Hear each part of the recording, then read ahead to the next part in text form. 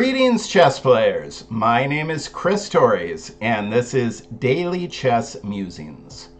It was in this house in Fremont, California, that my father taught me how the chess pieces moved, and we played frequently. He passed away in March of this year. Now I have moved back to Fremont and am continuing his legacy by playing chess with my own children in the house I grew up in. Torres, my father, was a teacher by profession and instilled a love for chess and learning in me. One of the most important chess lessons I learned from him was how to stop the scholar's mate. My father's choice on the critical fourth move for black was Queen f6. It remains my preference to this day, and I'm always happy to demonstrate how to use my dad's method to handle the Wayward Queen Attack. In fact, let me show you a nice game where someone used the Wayward Queen Attack in an attempt to do the scholar's mate on me in Fremont, California. This game was played on October 24th, 2019. Okay, so my opponent, who is Steven, plays e4. It's a good first move, opening with the center pawn. I meet him there with e5. And you might notice I don't have a rook on a8. It's because I was playing this game at rook's odds, something I do quite frequently against students.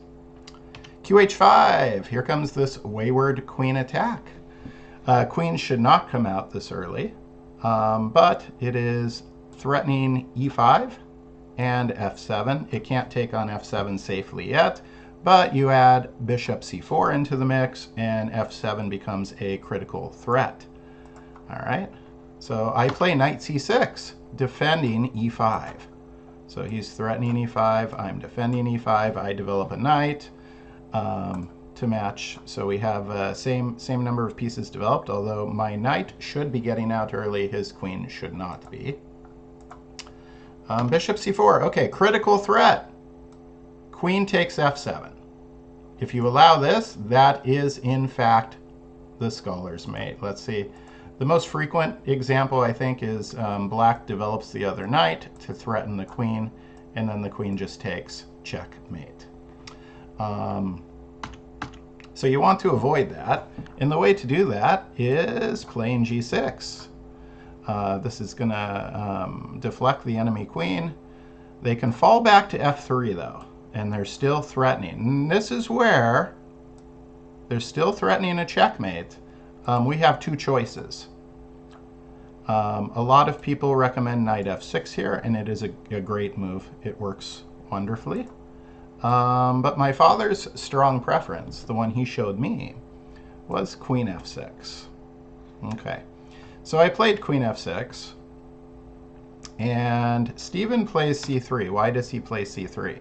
He wants to stop my knight from going to d4, threatening his queen. And when it threatens the queen, it's also threatening c2, and then which is threatening a fork and winning the rook. So c3 is a good move in this position. I play bishop g7. And now, I mean, honestly, if you're white and you're up a rook, you should be trading pieces, right? But if somebody brings their queen out early, generally they're trying to checkmate you early. And so he plays d3. Seems like a solid move, and it opens up a pathway for the bishop, right? So I want to get castled. I play knight g to e7. And here comes an interesting move, an interesting twist. Steven played bishop g5. So what Steven is thinking is if Chris takes the bishop, then his queen can come down to f7 and say hello to my king. This is known as removing the guard. Is it a good idea? Let's find out. Let's find out. I go ahead and accept. Queen takes f7, check. I only have one legal move, that's king d8. Queen takes g7, there goes my bishop, right? But Steven's back rank is very weak. Some of you are probably expecting queen g2. No. queen g2, he could play queen takes h8, check, right? So I play queen c1, check. This is going to force the king up. But more importantly, look at this. My queen is pinning both knights to both rooks. So white played, you know, kind of a trash opening. The Wayward Queen opening did not develop a knight, and this is why this kind of painful position is possible. If Stephen were to move either knight, I could take that rook. So he moves up out of check, and I bring my rook in right behind the knight, so that my rook does not get captured, right? We don't want queen takes rook check. That would be bad. All right, so I go right there. And then up, bishop f7, threatening my rook. That's not very friendly. Yeah, looks like I'm gonna lose the rook. So I play d6. This is important. d6 does a couple things. Probably most important is it gives my king an escape route. Because remember, in my opponent's back rank, he can't move his knights, which means he can't move his rooks. My queen is holding 4 pieces hostage back there. I want the escape route, but it also potentially gives me a check, right? It gives me a diagonal for my bishop to come out. Takes the rook with the bishop. I take back, check. There's the escape route, and there goes another pawn. All right, so Stephen is ahead by 9 points in material because I did give him that rook at the beginning of the game. I could get some material back here. I could get some material back. I could say check and then get the rook, right? I could do that. But I would still be losing in material. So watch what I do instead. Interesting. Now, this move I think is quite clever. And probably, you know, if I hadn't have spotted the rook, I might go this route. But the fact that I did spot a rook, you have to be, you know, very clever and a little bit risky if you're going to win at rook's odds. So I play knight d8. Now, why? Why would this knight go to d8? Let me show you. Because from d8, it can go to e6, and from e6, it can go to f4. Additionally, my king can go to c6 now. So, like I said, very clever move. And now Stephen has a problem. He's all done taking things. He should not take this pawn because it is guarded by a knight. And he can't move these pieces. The knights are pinned to the rooks. So he plays h4. What's the idea? Well, the idea is if this goes here and then this goes here, the queen and rook are then unified in a file, which means he can move a knight out, then he can move the other knight out, and so on and so forth. He can get his pieces in the game. Seems like a fair idea.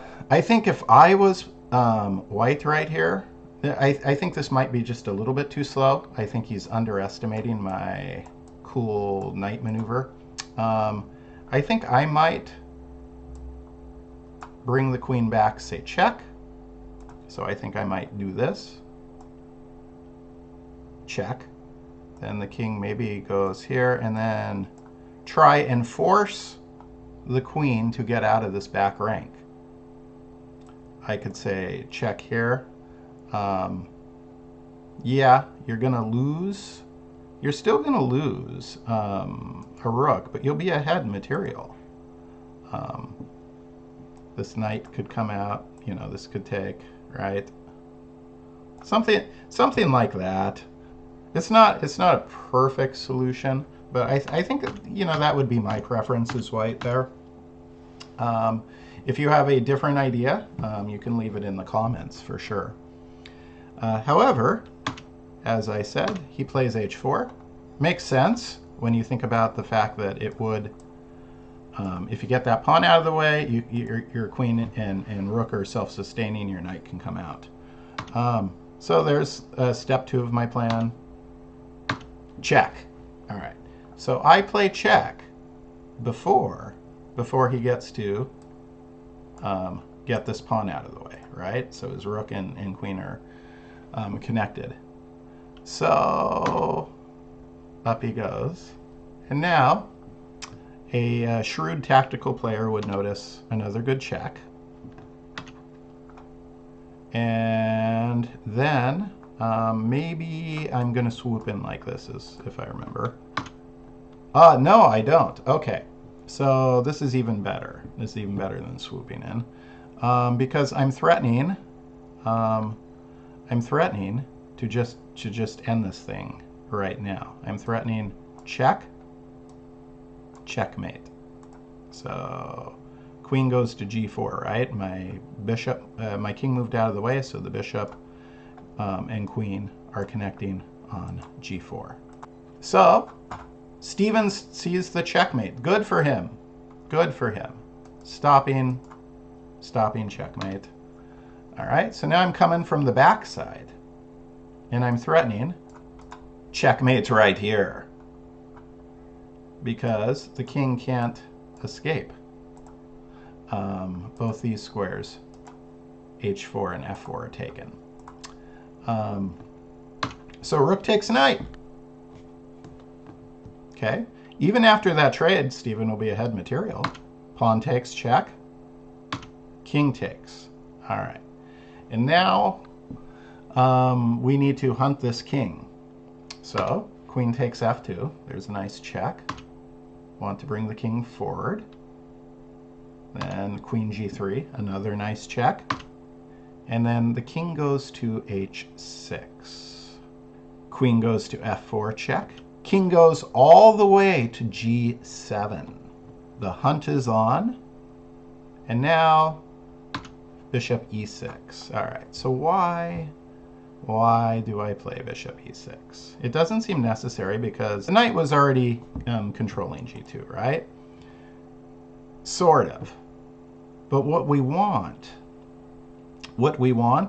is the knight to be able to go to g2 after, say, our queen goes here, check, king h6. We want then the knight to be able to go to g2. So this is why the bishop's on e6. You'll see what I mean in a moment. So knight a3. Now this rook is ready to roll, but check. King goes to h6, and now the knight can say check. All right. So the queen could take it, but then we would be ahead material. But the king takes the pawn, and then I'm sure most of you see it. Checkmate. Queen f6. Checkmate. So very nice, interesting game using the Wayward Queen Attack with an attempt at the Scholar's Mate, and how to deflect the Scholar's Mate threat using the 4 Queen f6. So I hope you enjoyed that game. For many of us, we know how to stop Scholar's Mate.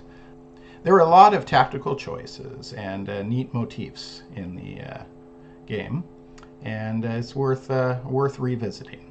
Speaking of revisiting, returning to Fremont, I can't help but reflect upon my chess journey in my hometown. So with today's post, I am launching a new video series called Fremont Chess Musings. In this series, I will discuss my personal chess history in Fremont, California. So stay tuned. If you are so inclined, hit the like and subscribe button, and I'll be back in a few days with another edition of Fremont Chess Musings. Thank you.